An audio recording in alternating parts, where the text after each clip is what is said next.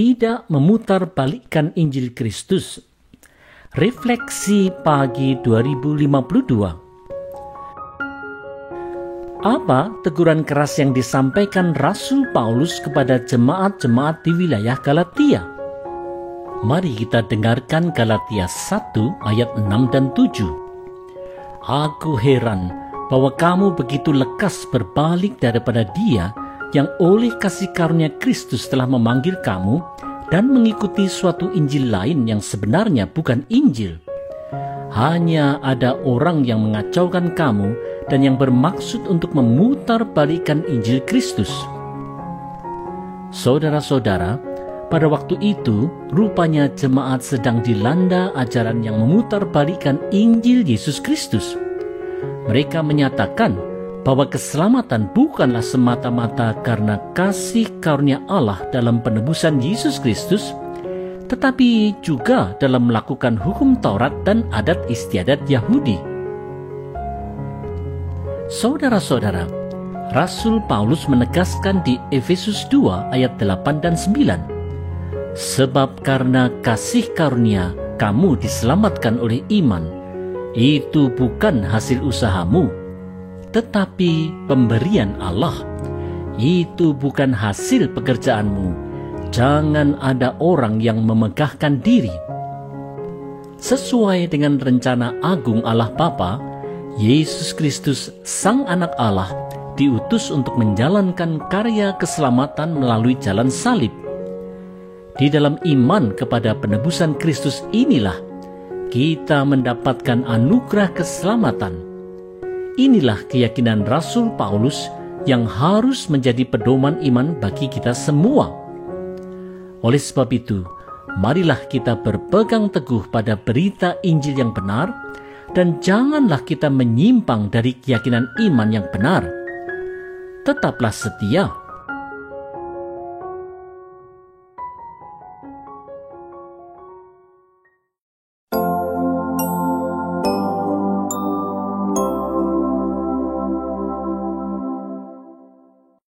Tidak menyeleweng.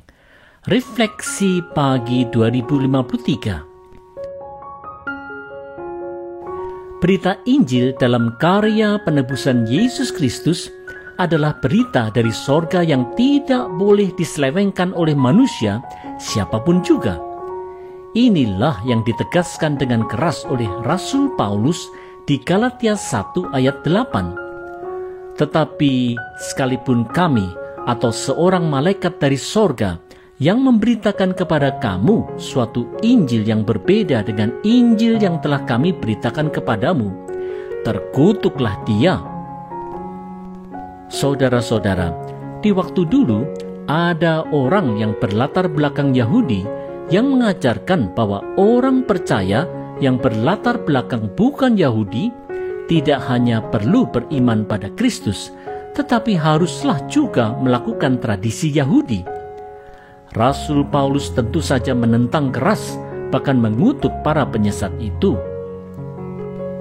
Saudara-saudara, di hadapan Mahkamah Agama Yahudi di Yerusalem, Rasul Paulus menyampaikan apa yang menjadi keyakinan dasar orang percaya di Kisah Para Rasul 4 ayat 12. Dan keselamatan tidak ada di dalam siapapun juga selain di dalam Dia, sebab di bawah kolong langit ini tidak ada nama lain yang diberikan kepada manusia yang olehnya kita dapat diselamatkan. Hanya oleh iman kepada kasih karunia Allah sajalah orang percaya menerima keselamatan dalam Yesus Kristus, seperti yang dinyatakan di Roma 5 ayat 2. Oleh Dia, kita juga beroleh jalan masuk oleh iman kepada kasih karunia ini. Di dalam kasih karunia ini, kita berdiri dan kita bermegah dalam pengharapan akan menerima kemuliaan Allah.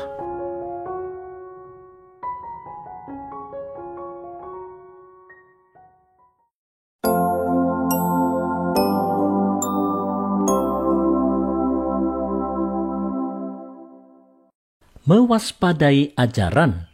Refleksi pagi 2054. Apa yang diingatkan Rasul Paulus kepada jemaat-jemaat di Galatia tentang berita Injil yang benar? Galatia 1 ayat 9 menjelaskannya. Seperti yang telah kami katakan dahulu, sekarang kukatakan sekali lagi, jikalau ada orang yang memberitakan kepadamu suatu Injil yang berbeda dengan apa yang telah kamu terima, terkutuklah dia.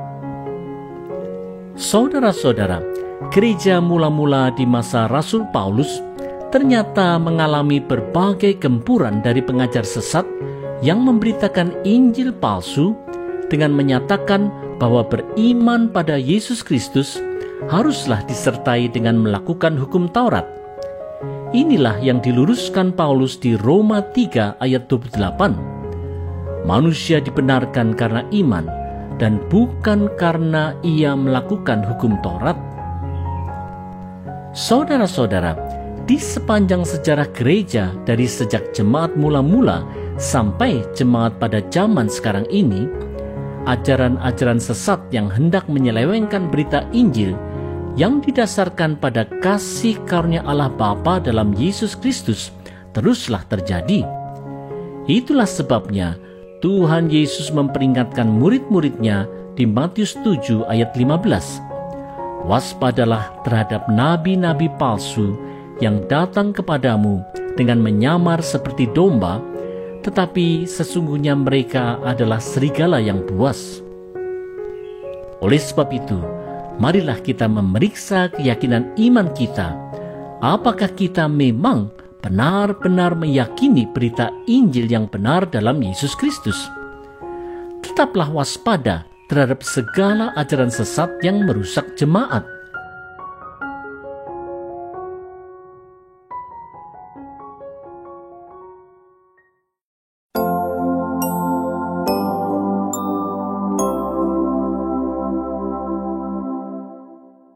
Tidak mengejar perkenanan manusia. Refleksi pagi 2055. Apa yang dipelajari Rasul Paulus dari kehidupannya di masa lalu? Mari lihat Galatia 1 ayat 10. Jadi bagaimana sekarang? Adakah ku cari kesukaan manusia atau kesukaan Allah? Adakah ku coba berkenan kepada manusia? Sekiranya aku masih mau mencoba berkenan kepada manusia, maka aku bukanlah hamba Kristus. Saudara-saudara, sebelum Rasul Paulus bertobat, ia adalah seorang muda bernama Saulus yang dikenal sebagai penganiaya jemaat Tuhan. Sikapnya ini tentu sangat menyenangkan bagi orang-orang Yahudi yang tidak suka dengan makin berkembangnya pengikut Kristus. Tidaklah heran, pada peristiwa perajaman Stefanus di Kisah Para Rasul 7, mereka meletakkan jubah mereka di depan Saulus.